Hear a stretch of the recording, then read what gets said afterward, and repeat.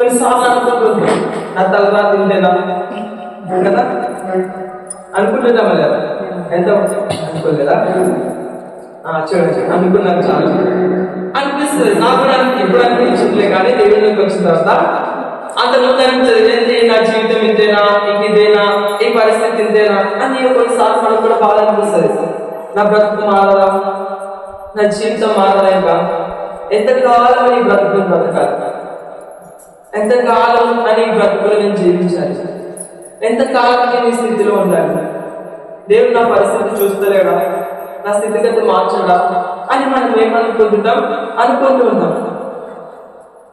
ఒక పాట ఉంటుంది ఏంటంటే, తలరాత ఇంతేనని తల్లడిల్లగా తన చేయి నన్ను నడిపే మెల్ల మెల్లగా, తలరాత ఇంతేనని తల్లడిల్లగా తన చేయి నన్ను నడిపే మెల్ల మెల్లగా, తన గాయము నా కోసమే కదా, ఈ గాయము యేసు కోసమే సదా, తన గాయము నా కోసమే కదా, ఈ గాయము యేసు కోసమే సదా, ఈ గాయము యేసు కోసమే సదా అని మనం బాధపడుతున్నప్పుడు ఏమన్నారంటే, తన గాయం మన కోసమే, తను ఎవరి కోసం వర్తించడం, నా కోసమే.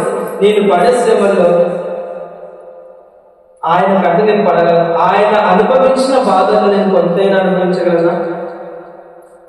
ఆయన ఎంత ఎంత ఎంత రాన బాధపడాలి, ఎంత రాన శ్రమలు అనుభవించినారు, ఆయన ఎంత మనం అనుభవించారు కదా. కాబట్టి